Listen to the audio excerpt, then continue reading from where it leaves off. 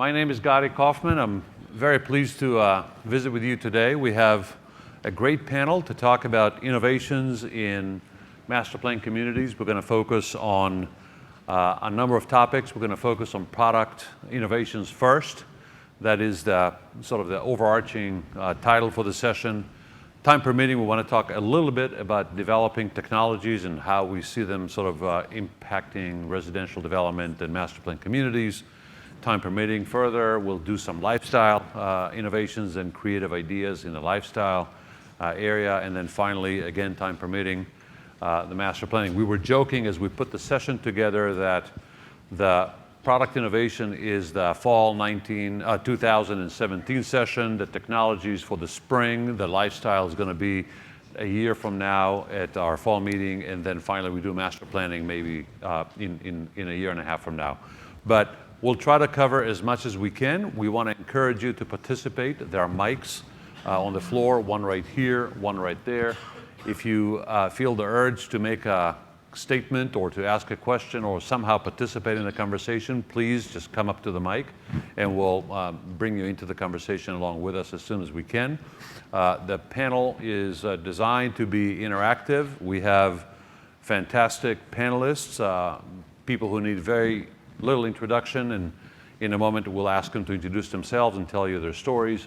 But I think you'll see that we've put some thought into where the cutting edge is and where it's going and how this innovation can become something tangible with good take-home value. We hope at the end you got at least one good idea you can take back to your business or to your life and work with. Anything beyond that is going to be cherry on top of a very, very tasty cake. So with that in mind, I'd like to ask you, Beth, to introduce yourself first. We'll go down the panel and get going. Beth Callender. I'm with Callender Works. I'm a marketing consultant. Been working with real estate across all spectrums for the last 30 years. And I think what's particularly interesting is how we can bring examples from many different places and settings, whether it's second home resort or cities, and how that applies to master plan communities. And that's part of what we'll be talking about today. Yes, ma'am. Thank you. Laura. Hi, I'm Laura Cole. I head up marketing and manage the builder program at Lakewood Ranch, a 51,000 square foot or 1,000 acres master plan community in the west coast of Florida, just north of Sarasota. How did you fare with the hurricane? Irma was good to us. She challenged us until the last moment and then hit east. So is that right? Yeah, we were very fortunate. Was there a positive back blow as far as demand for housing? Or yeah, interestingly enough, I think we only our builders feel they're only impacted by about 2 weeks in terms of sales, and starts and closings seem to maybe be trailing just a little behind that. But in a way, it helped us sort of tell the story of how new homes are held up quite well, you know, in that circumstance. And so no, fortunately, we fared well in that. Good. In that well, sort God of bless. crisis. Thank you.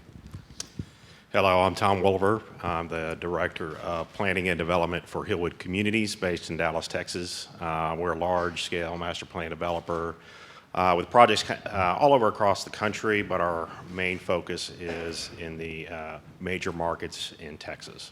Yep. Thank you. Welcome aboard, Tom. Thank you. Hey, Tom. I'm Kathy Cecilian, the CEO of Cecilian Worldwide. We're also a 30-year-old company that helps master plan communities and cities look at the kind of places they're making and the creative ideas that drive them. So you can tell this is a marketing biased group, so they should be thinking about great ideas and how to bring things to life. So first segment is product innovation, and the way we're going to do this is kind of rapid fire. We're going to try to move through each one of these pages, if you will, at about 1 or 2 minutes each. We'll have the panel, one of the members of the panel has contributed the content, or one of their friends in the industry contributed the content. They'll quickly explain what we're looking at, what the implications are. We'll have a chance to talk amongst ourselves a little bit about it, open it up for you all. If you have a question or a comment you want to make on the subject, on the topic, go to the mic. And then we'll keep moving. We have 65 ideas here. We're not going to get through all of them, but we do. In case we need to do one a minute, we have a lot of content for you. Laura. Okay, so I'll kick it off, and really this is sort of framing the next series of slides that are coming on. A lot of us who are working in community development, really in any residential form, are really struggling with how to deliver attainable housing. We know that we're missing the mark and have a broad market that's not being addressed. And so a great deal of innovation in the items that you're going to look at center around how to deliver attainable housing, starting really with the site plan and being more thoughtful and creative around how do you break up the blocks, and even as they become more intimate, how do you make them more creative. So with that, Gadi, I think we'll go to the example. Yeah. Okay, what I love about this slide from Tony Green is that he talks about the new home bell curve. Many times in master plan communities, we have a big concentration of product and pricing that's in the middle of the market. What at the Pine Hills, what they've tried to do is look at the attainable end of the market as well as the luxury end. What you're seeing here that I think is exciting is that these homes are of similar square footage, if you go to the next slide, Gadi, as well as this home that you see on the upper right. And really what's different about what they're delivering here is setting, design, and yet they're either attaching or detaching the homes and creating more variety. This is, I think, looking at that two ends of the bell curve is a really interesting idea. Yeah, the idea that, all builders tend to kind of want to build to the middle of the market, that 2,500 square foot house selling for whatever, $200 a foot, depending on the market, where the volume is, where the demand is, and where the profits are, and they're comfortable building it. But thinking about how to go for a lower price product, how to treat a more luxury product where maybe our segment of the market, those tend to be more challenging to get people involved with. Easier to get them up to the top than to the bottom, don't you think, Tom? Absolutely. Yeah. I mean, I think this is very interesting what Tony's doing, and I would encourage everyone in this room as well to think this way. We need to challenge ourselves on our product and our product design. We just cannot go status quo going forward in this economy. Yeah, that means you've got to challenge product segmentation. It means we can't look at things like active adult or millennials as a homogeneous group, that within those groups, there's lots of very thin niches that Tony and others are addressing, and I think we'll see some here. And segmentation, which you're talking about, is not just price. It's not just demographics. It really goes way deeper than those topics. If we have time, we'll talk about strategic marketing, we'll talk about customer analytics, and ways to begin to think about consumers in a different way. We have been way too focused on that top line demographics and really don't understand enough about what truly connects consumers to one another to create a segment. And it is amazing to me as we begin to look into that world how infrequently age and marital status and income end up really defining a segment. Absolutely true. Other things define them. I think what's really interesting is we call homes single family homes. And if you think of what percentage of the market is actually a single family, it's kind of in some markets it may be 10% of the overall market. Yeah, Ozzy and Harriet have left the building. Yes, they left. This is an example from Cecilian Lagoni, built by Standard Pacific, now Cal Atlantic in Rancho Mission Viejo. I think what's interesting about this, I actually vividly remember walking through these models when they opened. What I loved about it is just how well they lived. Yes, it's in an active adult area of Rancho Mission Viejo, but within each of these courtyard clusters, they created their own sense of community. So if you think about community happening at many different levels, this is a great example. It is. What I like about this slide is that it really handles three things. One is, this is active adult. So you think immediately one-story living. Yet they do have, in this case, two different floor plans that are 2 floors. And what they did is kind of an age-old trick. Just move the secondary bedrooms upstairs, masters down, vavoom. You got a 1,500, 2,000, 2,500 foot house, but it lives on one level if you want to, and then you can go up above. The second thing it does, it shows great articulation to the architecture. Most of your memories may be about active adult communities as a cookie cutter, standard, boring, repeated box that's built over and over and over again for economic gains and efficiencies. And this is a very well diversified architecture with lots of different looks and feels to the units, exterior elevations, and so on, and choices of material. And lastly, look at the floor plan, the bottom left corner, showing how basically 2 lots are where 4 homes sit on top of it by creating that motor court. There was concern about how the market will accept that. No concern at all. And we're seeing now new versions of that going to 6-packs and 8-packs. Just imagine that the 4 lots that motor court keeps running, and there are 2 or 4 more units behind it. We saw earlier today another plan that shows as many as 10 packs, where you have 10 units around a motor court, where the density can get up to 12, 13, 14 units to the acre. If the site is totally flat, 15 and 16 units to the acre, but still detached. People get the private lot, the private yard, which they want, but they also, it's very efficient from use of land. And we thought that this could only work in California, right? This is Rancho Mission Viejo, Orange County. Not true. It works all over the country. So the issue of density and resistance to density isn't so much about the idea of density, it's about the execution. Proper execution of density works way better. Would that work at Lakewood Ranch or at or would it work in Texas, Tom? Yes, it will. Yeah, I think it will, absolutely. I mean, I think it goes back to segmentation. Not everybody wants that sort of Del Webb, one home after another streetscape, and I think an alternative like this would be really attractive. Even in Texas, where everything's bigger, we're there. And I know we're going to talk a little bit about, just the affordability crisis and so forth, but we're there. We're starting to get creative, even in Texas, to look dense. We have to. Yep. Scott Adams is in the group, and he has made his contributions. Thank you, Scott, for that. Let's talk about University District. Okay, I think This is about segmentation, isn't it? yes, Yes. it's Yeah. about segmentation. This just shows you the variety. We're going to talk a little bit more about University District later on in relationship to where the project was sited. So I think this just basically is a conversation about breaking up the mass, offering differentiation, and I would suggest in many master plan communities they're going even further in segmentation along a street. So we'll talk about that later. Well, what you see in this plan is that effectively the common area is this little park over here, which is backing up as a detention pond, this one in here, and that's it for the entire master plan. The reason is, as Beth will talk earlier, this happens to be right next door to Sonoma State University, so they leverage the amenity of the university to create the recreation complex off-site, save a lot of money, create a lot of marketing impact, and move a lot of product. But in here you see a great amount of segmentation. I think this is great segmentation. It's a little bit all-style segmentation. It's because everything is clustered, segregated. Here's this, and here's that, and here's the other thing. And what we see better accepted in the market is breaking things down a little bit smaller. You know, I'll make a quick comment. At a project down in South County, San Diego, called Escaya by HomeFed, I think they had a really interesting planning process. It just opened, 3 builders, 9 different products. Instead of the developer developing the site plan and then selling to the builders, they did a joint design process where they created 7 different segments of homes. A street is completely broken up, and of the 3 builders, they each took 3 product types. So this more collaborative approach in planning I thought was very interesting and has really led to a much more appealing street scene in the community.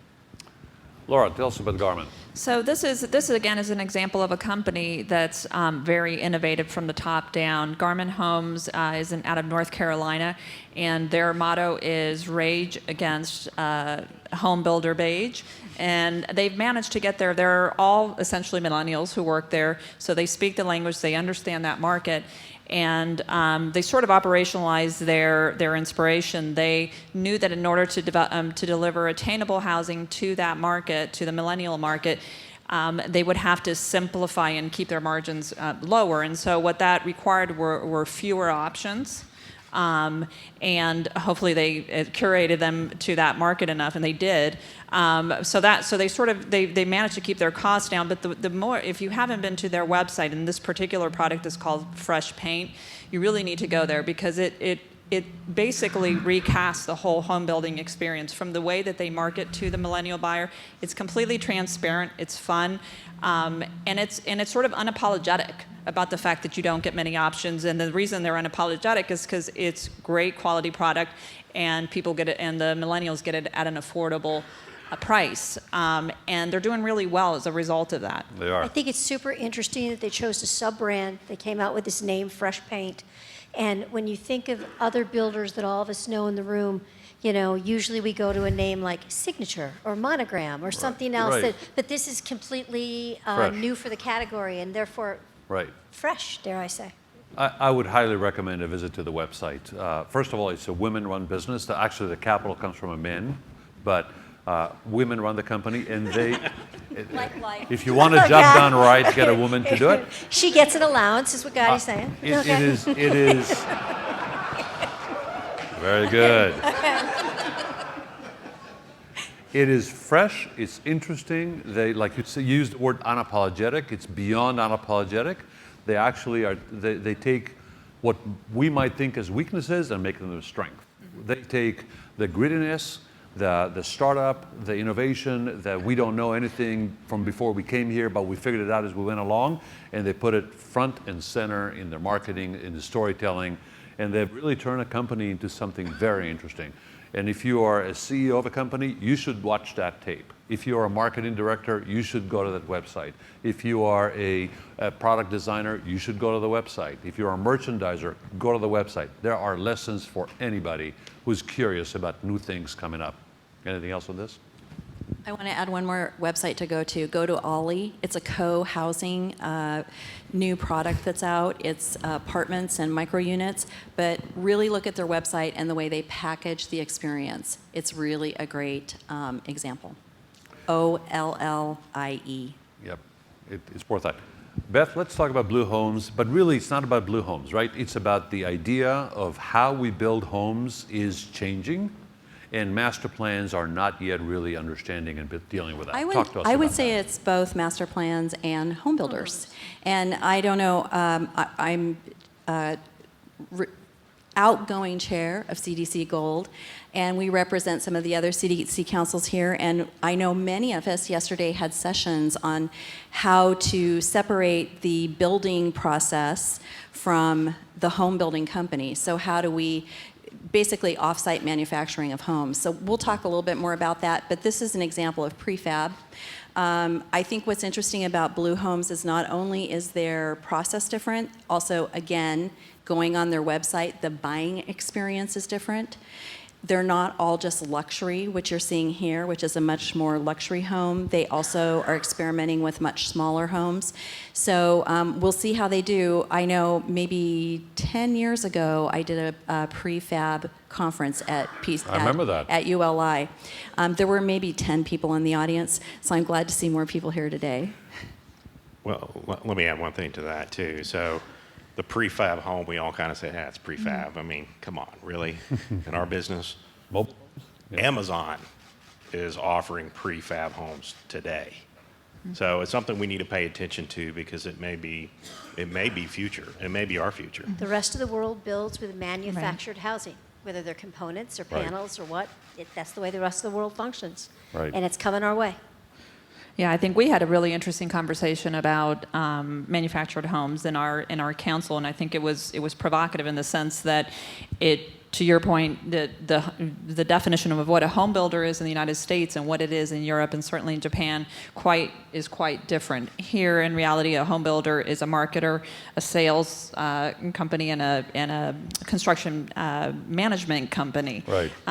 But for us to make that leapfrog into manufactured housing, we are going to have to envision that the home builders are not going to be the ones producing the homes. In fact, it's an engineered and a fabrication process, very highly precise process. And the notions that we have here that it wouldn't work because we have different climates, different codes to build for, all of these sort of roadblocks. In fact, in a highly engineered environment, that's the most efficient way to assemble and make adjustments to products and deliver it to market. And there's a company that will be doing that in California, which I think will be a test case for broader markets throughout the United States. So it was one of those moments in a council where one says, you know, I feel like this was a point that we had this conversation and it's the tipping point. And out of necessity because of labor shortages, and it looks like the continuation of labor shortages and reduction of margins, we're going to be, you know, looking for solutions to deliver homes. So let's come back to manufactured housing in a few minutes. I have some more thoughts about that I'd like to get you all thinking about. But let's talk about this for a bit. Certainly in the Great Recession, we rediscovered the fact that 30% of single-family homes in America are actually occupied by renters, not owner-occupied, in that an enormous amount of demand is probably pent up for quality housing with quality services for rent that they could get from a professionally managed apartment community, but then you have to live in an apartment, multifamily kind of stacked lifestyle.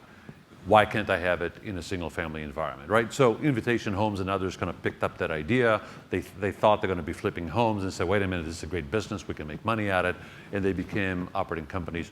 It's here to stay.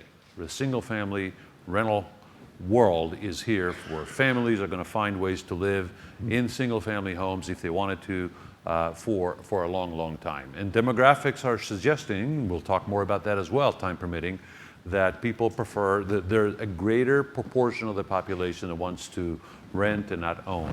Use things when they want to and how they want to, but not be necessarily committed for the rest of their life. So all that is coming to us. It's happening outside the master plan. Let's talk about how we bring it to the master plan. It's like the ultimate version of the sharing economy. It's exactly in some right. ways, right? I mean, that, you know, it is a choice. Well, this is the renting economy first. Right, right? it's true. Right. It's, Well, we used to only be able to buy cars. Right. There was only one way to drive a car. You borrowed it, you rented it, or you owned it. And now we lease it, right? And more cars are leased than owned. So isn't that going to happen to housing? But before we go there, let's talk about some of the innovations in the space. Sure. So in a master plan community, there's a desire for, I mean, it hasn't changed. I mean, the quality of life, the schools, but we need to think beyond the single family product, beyond the multifamily box. I mean, there is space in our community. This is a great example of BB Living that Matt Blanca submitted this, but these are 3 and 4 bedroom, for rent homes in a master plan. And a lot of times, the way people live and their lifestyle choice, or they're relocating, this kind of fits that perfect spot in your community. And which is interesting, talking to Matt on this, is 30% of the renters end up buying into the master plan. So it's a great incubator for future residents in your master plan. He's building it in very esteemed communities. He's in Verrado. He's going to Eastmark. He's been in Gilbert, Arizona. I mean, and he's having great acceptance. And I love it as the incubator that you're describing. And it's one example. This is another one. NEXMETRO, which is a company based in Arizona, they're now also doing business in Texas. I think you are at least talking to them, if not doing some business with them, and also up in Colorado, but with a growth plan to go national. Their product, you can see this is pretty interesting stuff. It's high density. These are about 12 units to the acre is sort of the basic prototype, mostly 1, but also some 2-story units. Their concept is different. Matt's concept is let's build family homes in master plan community environments for those who want to rent, short-term, long-term. Their concept is let's build a product that is attractive to who otherwise would have been renting in a multifamily setting, but bring the density down and create a lifestyle that's a bit more walkable, a bit more loose in feeling, sort of the anti-story to the multifamily 4-story elevator or 3-story walk-up solution. And I think those two things are very hospitable to happen in master plan communities, and they consume land at land values that are really not that different from what any builder will pay for the land, and they bring richness to the community by introducing a rental lifestyle option that is very attractive architecturally and very conducive economically. Kathy, anything, do you want anything? Okay. I was just saying hi to Sandra Cully. Hi, hey, Sandra. Rendell Lewis also has proven this product. Their company, Lewis Operating Company, has built They used to be in a home building business. They don't now. They do a lot of multifamily, industrial, and retail. But they're dabbling with land that they could not upzone to get multifamily densities on, but they didn't want to sell the parcel necessarily to a home builder to build these townhomes, and they didn't want to build the townhomes themselves as a for sale product. But as a rental option, they experimented with that and turned out to be a very good business for them. They've done 5 of these communities throughout Southern California. Very successful, mostly in the Inland Empire, mostly places where density, for sale density, this density would not work in a for sale environment, but it worked great as a rental. And in many cases, they found exactly what you were saying earlier. It's a gateway to people who want to kind of get acclimated to the place. They may or may not end up owning a property or buying a property in the community, but it's a good way to kind of be in an in-between situation. Really attractive product. I've seen this in a more California architectural style. This is a bit more of an urban feel to it, but you can do a lot of different things with the design. And by going 3 stories up, you can get to 22 units to the acre, which may not work everywhere, but it's a very good way to use expensive land. So George Casey submitted this, and I think we kind of talked about the single-family rental product. Let's talk a bit more about the factory-built modular housing. And Kathy, I remember a few years ago you were very involved with a company in California that was pioneering in this space. Tell us the story of that company. What happened with them? What are they doing now? And how does that tie back into what we're working on? A company that builders in the room may be familiar with, which is called RSI, based in Newport Beach, the largest manufacturer of cabinets in America, decided they wanted to enter the home building space because they were manufacturers. And so they began a panelization program in their warehouse in Menifee, California. And during the downturn, they did 108 units of sales. Their cycle time from the time the trucks delivered the panels till it was up was 20 days versus 6 months, and now that company has continued to grow. I think it's rebranded itself and is now called RSI Homes and is building in Texas and some other places. And we learned an awful lot about how biased we are about what we think consumers want versus what consumers want to pay for and what they will do if allowed to have an affordable option. Well, I know every merchant builder in America is thinking and working on initiatives to reduce cycle time and to get more stuff done in factories and brought to the site and assembled on site. It looks like they have kind of gone further than most have. But how does that go to the point where the whole house is manufactured off-site and not even assembled, just dropped onto the site? Kind of like the Blue Homes thing. And why wouldn't that be a good product for a master plan? I think it'd be a great product for a master plan. I don't know what the transportation ramifications are of moving the whole house in, so I don't know how it goes, but what we saw yesterday from Jerry was we saw pieces brought in and then assembled, Kind of right? the whole house and assembled on site. And they cite their factories within 250 miles is the radius to where they deliver. And I think what I don't know if Jerry's in the audience. He has a lovely Irish accent. His company currently is operating in Ireland, England, and Scotland, I believe. So basically, what he kept drilling into all of us yesterday is this is a engineering process. Stu, I see you out there. You were there. This is not. The best example he gave was you go online, you buy a car, the car gets delivered in parts to your front lawn, and 3 guys in a pickup truck come and assemble the car. Do you feel really confident about how well that car is going to drive? He said, that is the difference. No, when you order a car, you want the car delivered, you want the customer service, you want the new car smell, and I think that's the point. The point is that they have basically in each of their plants, there's something like 150 engineers and so it's not just the fabrication process, it's the engineering process. And they get to within an 1/8 inch tolerance. So I think there's a couple of things we should think about. One is, what does every day of cycle time buy you? If you can go faster, what does it mean? Even it costs more to make the house. What does it give you back in money if you can go faster? 2, what would it be like not to drive the streets of our communities that are just with waste blowing everywhere? I'm worried if people have their chicken wire up and, dust and pieces of lumber everywhere. So I think we're all going to have to accept in this presentation entirely thematically that our world is changing, and the 3 ideas that George Casey has here are just some of the ways that it's coming for us. So let's go to the third one, the monetization of data. And you can read that 2 ways, right? One way is, can you collect data and sell it to somebody else? That's the more literal interpretation of monetization of data. But I think the proper way to think about it is, how can you use data to improve your processes and operations? And in that area, the one area of great growth right now is the customer data.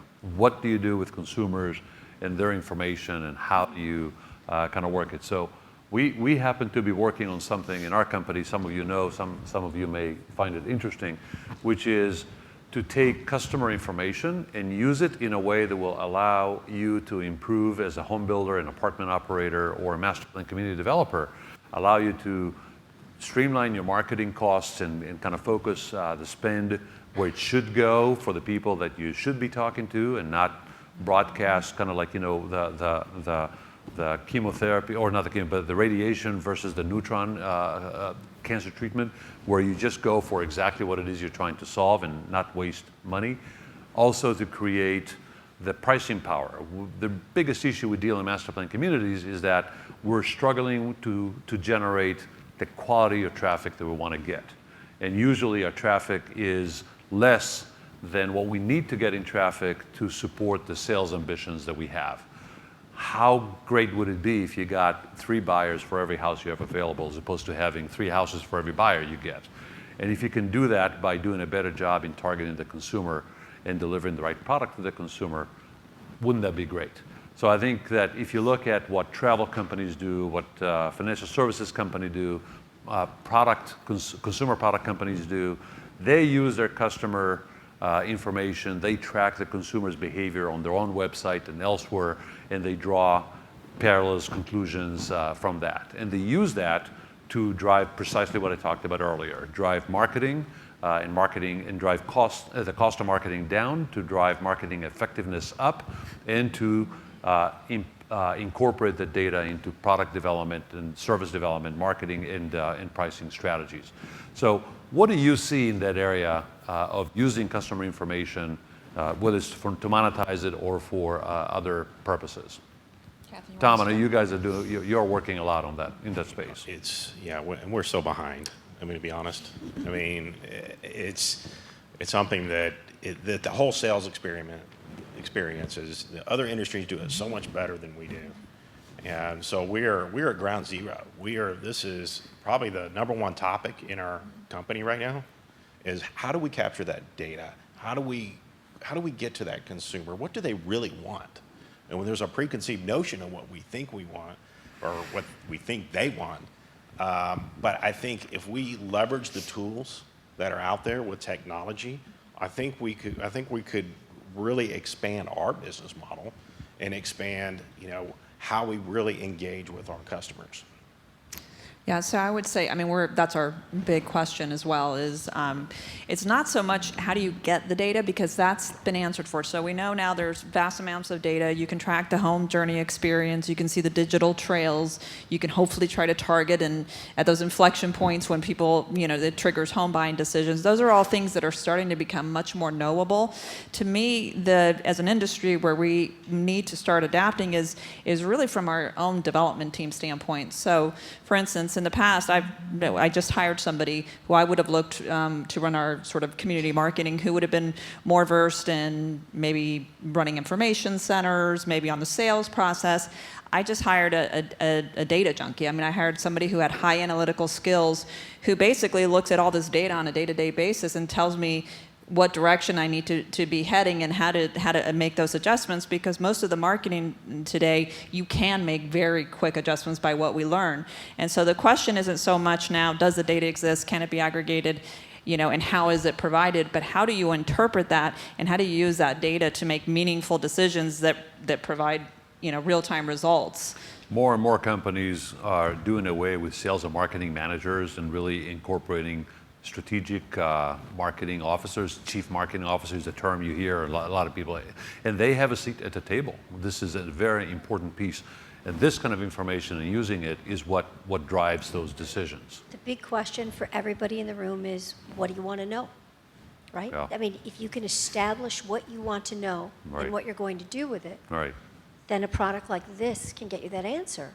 But it's incumbent upon us to not just think of this as a panacea, that you need data, because lots of you have data, and lots of you have it siloed somewhere that you never touch. You don't do anything with your data. So before we figure out what you're going to do with it, let's find out what you want to know. What's going to change your business? What's going to change the way you run your company? What's going to make the customer more happy? Then the data can be acted upon. That's right. Adrian Foley talked about this and said, that the world is moving to the adoption of technology from apps, which we are all hooked on to for our everyday living, but it's beyond just marketing and sort of top line. And Tom, you are spending a lot of energy in making sure the communities are ready, the homes in the community are ready for technology and so on. Why don't you talk a bit about this? Well, again, technology is moving at a rapid pace. I mean, it's quicker than we could ever dream of. We launched technology, and we always have, and been on the forefront. Our communities have always been wired for it. The fastest internet, home automation, all that great stuff. But today, now you have Apple, you have Amazon, you have Google. They have all entered the home, and it's become mainstream. And one of the challenges that we have found very quickly is, if you're going to invest in technology and explore technology, technology in the home, the Ring doorbell, all this stuff is now, the consumers know about it. They want it. It's desired. And the frustrating thing is, if you're not on top of your game and understanding what technology really means, you can have all the technology world going into your home, but if you don't build the whole 360 approach, it's not going to work. Right now, our smart homes in our communities, the number one frustrating thing is for our residents is when their internet goes down. They can have hot water, they can live without hot water for 2 days, but Lord forbid if your internet goes down for a minute, they're pissed off. So when you think about technology, think about how, you got to think of the whole approach. How do you execute it? How do you maintain it? And how do you stay relevant? You just can't have a one-stop technology solution and, hey, I check my box and I'm done, because it's going to change in 6 months. Yeah. Is technology a utility or is technology an amenity? It's an amenity. Absolutely. I think technology is the fourth utility. I think it's a utility. Yeah. I think it's what you have to do. It's an expectation. It is the fourth utility. Correct. And we're not even going to talk about it. It's like a negative. If you don't have it, Right. it becomes a negative. But you can. And technology begins with speed, right? The 5G, which is coming. If you don't have it, you're out, right? Then it goes into having the ability to kind of bolt to that technology all the new things. I mean, everything on that board is interesting and is innovative and is creative, but it's going to be yesterday's news tomorrow. And but there's going to be something else replacing it. So you just got to have the capacity to onboard it and support Right. it as you go up. You cannot upsize bandwidth enough. Laura? And I think the other piece is really seeing technology as a way of customizing the customer experience. So as much as we've thought about, options in terms of different, floor types and colors and all of that, particularly the millennial buyer, they think of technology as a mode to customize their living experience. And so that's a positive. It's somewhat easy because you're delivering a product, then they can customize it to their own particular, living preferences. But they definitely see it as a commodity. Yeah. How many people in this room use Open Table? Show me a hand. Who doesn't? Yeah. Right? Okay. How many people in this room are on Facebook? what we have to understand. I noticed that some people were shy about raising their hands in their Facebook. It's okay. The reason I asked that question is, what you guys just said about the expectation. It's there. It's already in our life. We're already doing it. We're the last industry standing that has not capitulated to the market. We are the only place that you can't do all the things you do in the rest of your life every day. Talk to someone 24 hours a day. Dial up customer service when there's something wrong, get immediate answer. All the things the technology can give you. The utility part is what facilitates that. We're still in a 5-day-a-week, 9-to-5 business when the world is at 24/7, That's isn't it? exactly right. I'd like to add Beth. something too and this is from the city perspective. I think the big thing that master plan community developers have not started to grasp is smart technology infrastructure in the community. And I'm talking about things like collecting data off streetlights. If you look at, there's actually a conference every year on smart city technology, and most major cities in the country have a smart technology officer. I actually talked to some of these people, and I think looking at how much further it's embedded in sustainability, infrastructure, how we measure stormwater runoff, just all the ways that it's being implemented is a really interesting opportunity and I think going to be kind of the next layer that's going to be demanded by municipalities. I think the big changes coming at us from a technology point of view are natural language processing, which is already beginning. Alexa is a good example of that.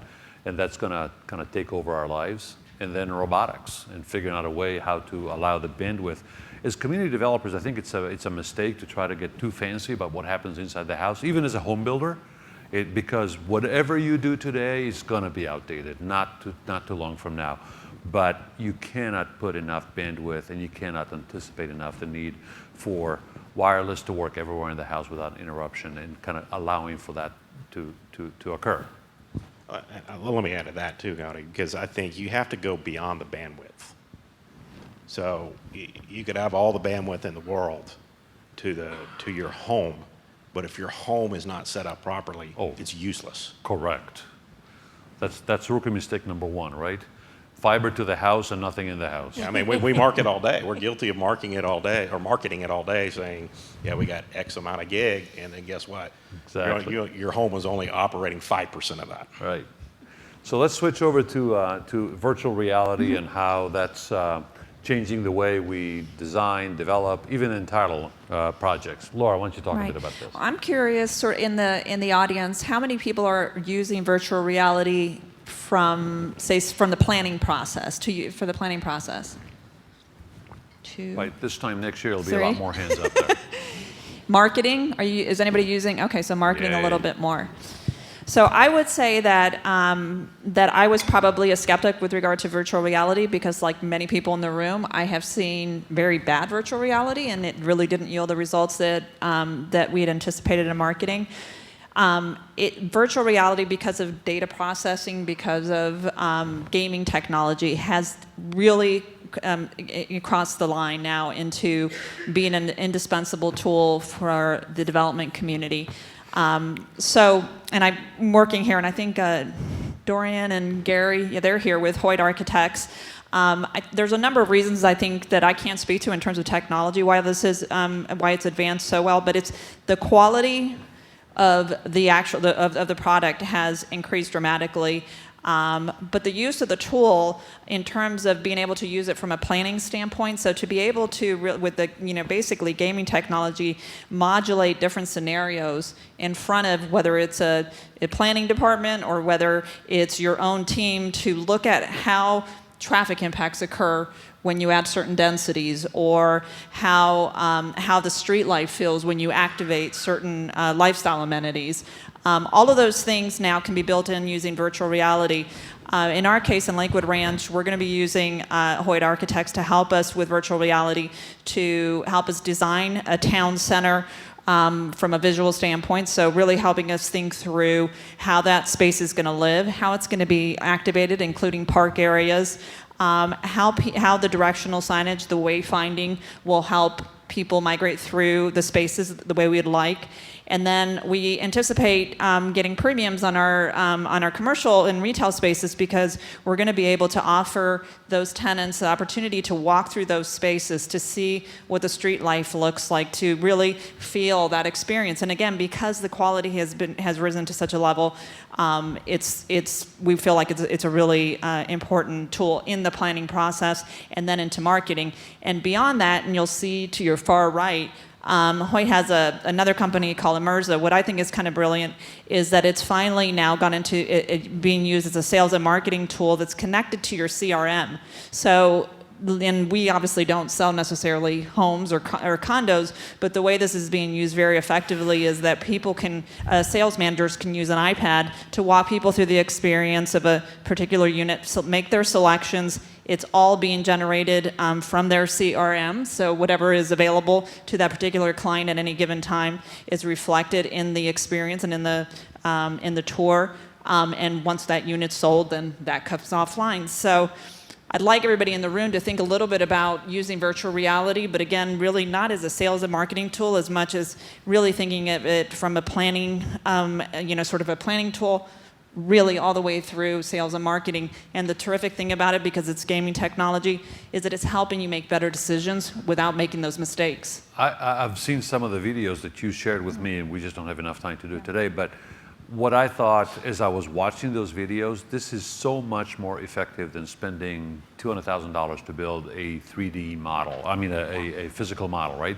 Because you can go, you can walk the street, you can turn, you can see the landscaping, you can see, in the one thing you showed me, which I thought was fantastic, you saw 3 different ways to think about a block. Well, it could be like this, or here's another scenario, and here's another scenario. Look at a street and say, this is what it looks like when you got 1,000 cars an hour, and here's what it looks like when you got 5,000 cars an hour going through it. And it really is a way more effective way to convey the story, whether it's for entitlements, for marketing, sales office, information center, home finding center, or website. It's amazing. It's just, unbelievable. You guys have to see this. Let's rethink the car. We're going to talk a little bit about transportation. No, that isn't some stock shot. I did get it off a stock site, but that is an actual street light in a city where they have the bike at bike level. So I think the main takeaway from this slide is right now cars own a lot of our real estate, and I think the question moving forward is how much real estate should it own? So this is really cool. Why don't you talk about this? This is so neat. Okay, so Ollie this is a 3D printed van. It's all electric. It's driverless.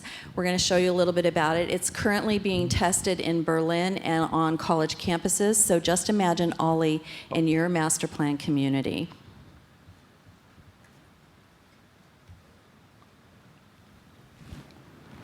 Needs. Is that a thing? I'm just waiting here. There should be someone called Ollie coming to pick me up.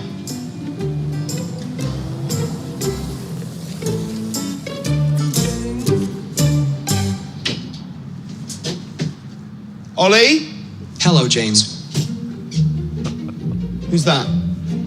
It's me, Ollie. Please have a seat. Right. Where's the driver? I'm the world's first cognitive, self-driving shuttle. And I'm electric.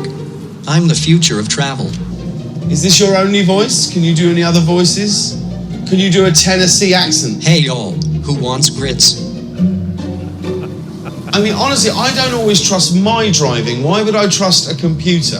Because I don't drink, text, or get tired. So how do you flirt with other buses if you don't text? Ha, ha, ha. Is that your laugh? Thanks so much, Ollie. Thank you. This is coming to your neighborhood, right? This is happening. It's not a joke. It's not a dream. It's not a concept in somebody's eyes. This is really happening. If you go on YouTube and you go for autonomous cars or driverless cars, you'll see buses, you'll see two-person things, you'll see bikes, motorcycles, you name it. This is really happening. But this is the ultimate. This is a mind blower.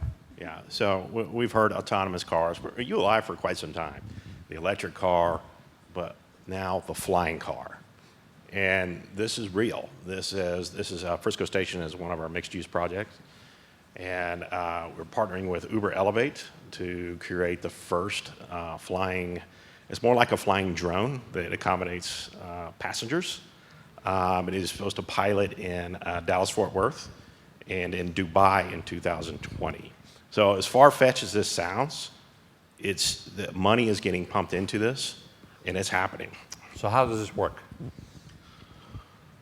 Like Uber.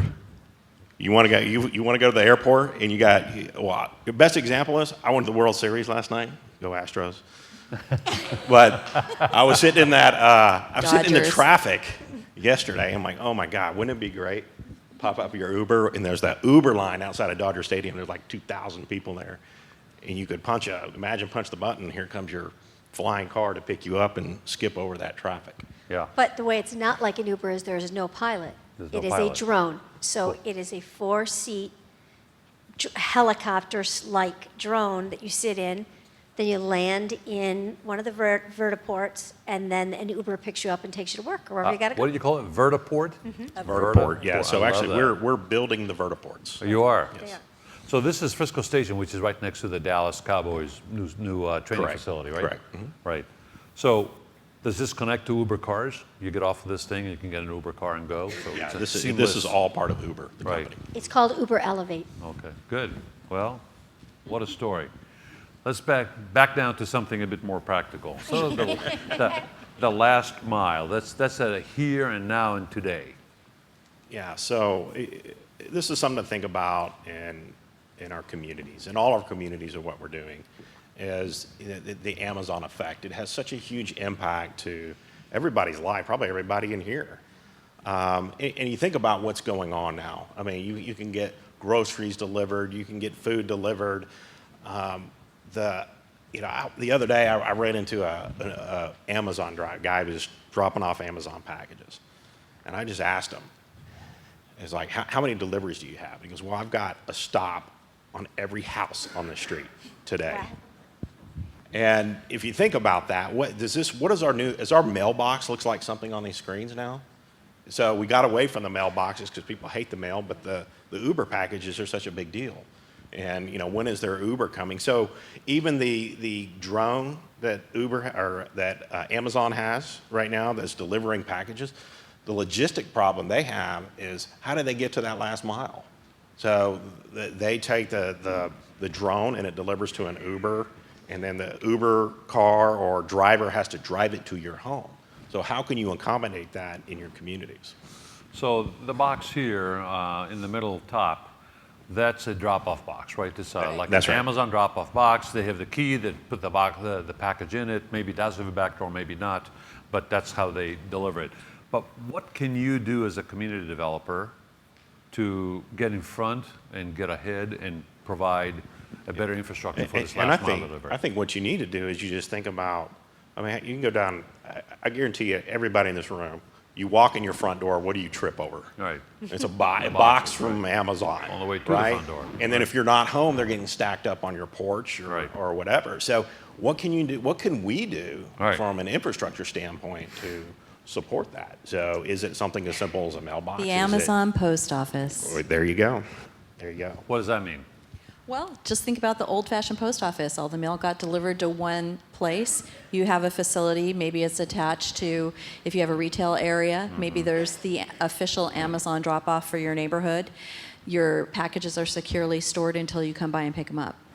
That's what that yellow box is, right? That's a locker structure. Amazon delivers and installs it. They operate it. And you see a lot of that in multifamily. You do see it in Right. multifamily, exactly. But And in more- every Whole Foods, I don't know about any of you, but they installed them within 2 weeks Right. after they purchased. After the buyout.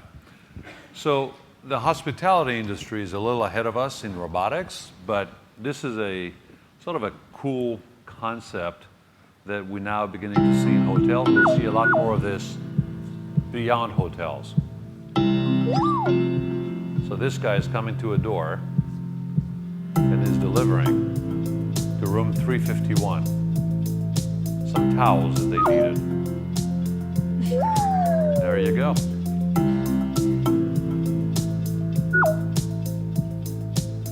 Done and goodbye.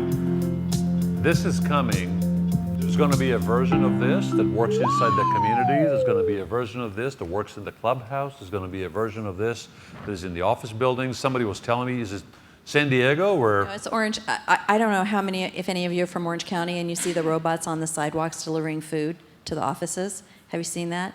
It's in this, I think it's around the Spectrum. So people order lunch, they get put into the robot, and you see them coming down the street. That's amazing. They're awfully cute, actually. Darling. But I think that robotics are kind of thing. But as a community developer, so what? I mean, fine, it's happening. What does it mean to us? Tom, what does it mean to you that these kind of robots are around? Boy, my first thought on that video was like, could you imagine, is that the new mini bar Yeah. in your hotel room? You get anything you want. It is getting minibar time. Yeah, I mean, it's just interesting. I mean, we talked about the last mile, so does robotics play into that? And it may be part of the solution. This is from Renee Lewis. Many of you know her. This is a security officer in a mall. It's, what was the guy's name? The mall cop, right? Kevin, right. Paul Blart. There you go. So that's a new version of him, which again, I think is just a demonstration. These two are very good examples of how robotics can begin to deliver products and services and cover things where the security people can focus on staying in the command center and be deployed to where they need to be, and this can kind of be out there detecting the problems. But imagine how this goes to maintenance, how this goes to customer care, how all kinds of things that can happen in using technology, which is a great way to move to lifestyle. Okay, I submitted this. So how many of you are familiar with the term tactical urbanism? I love this concept. It's the idea of prototyping. It's called better, cheaper, faster. It's a way to think about ideas, testing them in the market before you actually make a commitment to building it. There's actually this book, Tactical Urbanism. I encourage you to check it out. I have like 4 examples that are happening currently in cities that I think are very applicable to master plan communities. First are parklets. You probably have seen them in your own city. This says people own the street, cars don't own the street. So this is a way to create outdoor dining. The next one, Courtyard in San Diego. This was a pop-up outdoor venue that was there for 2 years on an empty lot that now is being moved to another location because now they're building on that lot. It became the local watering hole.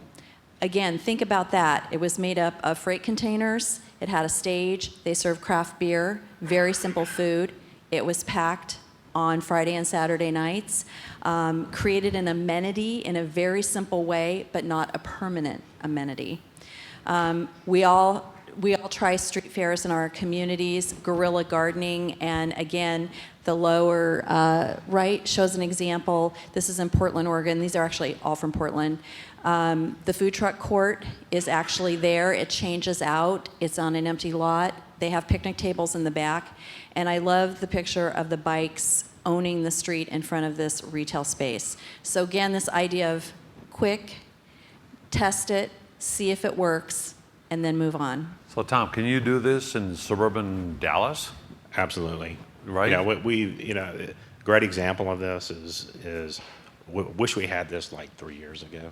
When we invest and we're going to do a coffee shop or whatever, and you put all this money into it, and then your partner doesn't work out. It's like if we had this opportunity to test something out in this kind of pop-up fashion, I think it's a smart way to do it. And I thought, Beth said it, better, faster, cheaper. Right. You can deliver it at much lower cost, and if it works, great, and if it doesn't, then not a whole lot lost, and you can repurpose or just abort.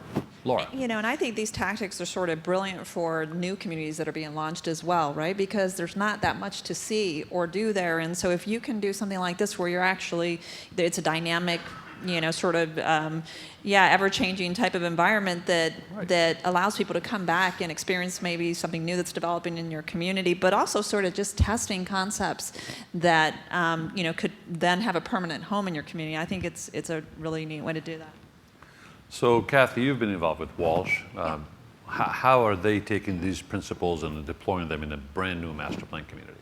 Well, I think it's interesting. They consider themselves the next great neighborhood of Fort Worth, so they're using city planning principles in their new community. And many of the things we've talked about here, like they're wired for 10 gig right from the beginning. They've got a robust telemedicine program. They're putting in the What does that mean? What's telemedicine? Telemedicine is... Is that like telecommuting? No, it isn't. It's using your computer to have a medical consult with a physician. So in Texas, the law allows a physician to receive the same reimbursement for a virtual consult as an office one. So show your little kid, have him stick out his tongue and see how sore his throat really is, if he can go to school or not, and the doctor can tell you. I think it's the largest private makerspace from the ground up being done in America. Very interactive playgrounds, market, co-working spaces, so many ideas that you've seen in a more urban environment now being put into this 7,200 acre community. Now, it's very early in the product life, right? So It is. are all these things there now? Everything you see on the bullets are currently there or about to open in January, or are being built, I guess. And how many people live there? I think 7 people live there now. Seven. Like 7 families are Seven there. We just families. opened. So 28 people, yeah. Yeah, right. yeah. So that's So it. this is clearly an investment going forward in creating the kind of places that are Yeah. there. And Beth, this was a good example of... Is Tom McKay in the audience? Yep, Tom, there he is. you're just a rock star, can I just say? I love talking to Tom about this. I think that what the next 2 slides we're going to show you from Tom and Tony Green is an example of SURBANs. So everybody wants them. Everybody wants the coffee shop down the street, the craft brew place, and especially as younger families move into master plan communities. So how do you do that, and how do you make it pencil? And there's 2 examples here. The first is the River Lights by Tom. I think what's a really interesting about this example is this is the first thing he built. He built the restaurant, the marina slip, and the mixed-use building. So you think, wow, that is just such a huge investment moving forward. But what Tom understood is he understood the context of his market, which was a market of largely greenfield communities and homes with no amenities nearby. So he felt he had a built-in advantage. Am I saying this right, Tom? Well, this is going right at the 2 things people really care. I mean, Americans have a fascination with the water. Everywhere you go, whether it's river, lake, ocean, want to be on the water, get to the water. Americans love food. And they like it simple, clean, but really good. And that's what this does. So people Right. from all over the Wilmington region will go to have dinner in this place, to walk that pier, to experience the water, whether they're home buyers or not. But all of a sudden you take a place that nobody knew about and you make it the middle of Wilmington. But I think the secret sauce is the partner and the operator. So I think you can do exactly what Tom did and be fail. unsuccessful. Right. And I would encourage everyone that it really takes the most overused word in the English language in the last 2 years, curating. But I mean, seriously, it takes a commitment from the developer to really find that operator and partner that's going to differentiate that restaurant or neighborhood. This, Tony, I love Unless this. you're really good at like this. Now this is amazing. Tony deserves Tony a lot Green, of right? credit Oh, for the there he Pine is. Hills. So if you haven't been following him, Tony, when did you open? 2001. So from the very beginning, there was some sense of a town center at the Pine Hills, but he talked about the magic 2/3, 1/3 rule. And at the Pine Hills, from day one, they've been able to achieve 2/3 of outside people coming into the community to use the retail, and about 1/3 from their community. And by being patient and organically growing the mix over time, he's been able to maintain the 2/3, 1/3 rule. It's also meant that Tony has not had to subsidize a lot of the retail, although I think you did subsidize the market a little bit, right? Yeah, he's nodding his head. So I just think this is a great example of patience over time and resulting in a really spectacular place. I think the story of the Pine Hills to me is not, the real estate is fantastic. The natural setting is great, and what the family and their partners did with the land is unbelievable. But to me, the real takeaway story is how they put the place to work. the activities, the events, the social interaction, and the engagement of the community at large with a place. To begin with was probably more a product of necessity, right? You got to get people to show up and experience the place. You have to get people to show up and support the retail where there weren't any residents on site. Now you could probably survive just fine, just serving the resident, but that's not the point. It's a larger community engagement and allows you a lot of flexibility when you need to get permission to do things that you want to do, but it also is economically much more rewarding, correct? Still need new people, and those events bring people who might not have been there. Right. Yep, and it's simple stuff, like right there. People come, sit on the lawn, watch a play, listen to music, watch a movie at night, have a fair. There's a fair going on there, if you can see on the sort of in the background. And there's always something going on at Pines Hill, pretty much year-round, and outdoors activities, indoors activities. Here's another take on recreation amenities. So I think Jay Heschler and Justin Lax from Avid Trails are in the room. They submitted this slide, and I think it's an interesting concept. Trails are always the #1 amenity on everybody's list, and this is sort of a way of rethinking what trails can be. How can we look at amenities with more flexibility, exercising in fresh air and outdoors? We never seem to be able to right-size fitness, so if there's a way to get it outside and make it fun, if your climate allows for it, or even seasonally, if we really understand this biking and walking culture and that it's ageless, I think it's a really interesting thing to think about. Yeah, I think rethinking the amenities and the trails is brilliant. This is an entirely different direction, right? We're democratizing real estate. This kind of goes with the life of Uber. This is just a general trend. I think it's embedded in many of the things that we've talked about. But when you think about that you can pay to use a car by the minute and access office space by the hour, then how we traditionally consume things starts to become wasteful. Why do I need to own it when I can just use it when I need it? So I think this kind of thinking, especially among millennials who are financially constrained, so they're really looking for those opportunities. So I just wrote down finally less stuff. That's the Asheville Tool Library. I think some of you may have already experimented with this in your master plan communities, having a tool shed for your residents to come and borrow when they need. But this led me to the question of how much storage do we really need?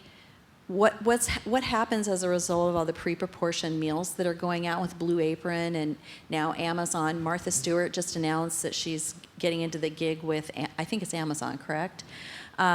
So I think these are just all the things to be aware of. How does this ultimately impact what we create and build? I think the graphics on the right and the makerspace, what happened to it? It's coming up. This is kind of like a great way to engage people, and people want to do it. People have time. Baby boomers particularly, as they kind of age in, they're beginning to explore what they're going to do with the rest of their lives and how they're going to have fun, and the fun is not going to be playing golf and biking and running like it used to be, but they love to explore their hobbies. And this is the new hobby room, a makerspace, just a very flexible space where people can come and build things and do things and experiment, learn from one another, share tools, not do it in their own garage. It's what people used to do in the garage to tinker, but now they can go to a maker place and sort of explore. Does everybody know what a makerspace is? Yeah, because there's such a strong culture behind it of people who now want to have capabilities that may have been lost in the last generation. You see a lot of artisan thinking in millennials, and we see things like woodworking and electrical stuff, all the technological boards and 3D printing, the laser cutters. It's really cool. It really is, and it's a great, it's not expensive to build. And people love it. Yeah, if you think about Etsy, Etsy was kind of the forerunner of this.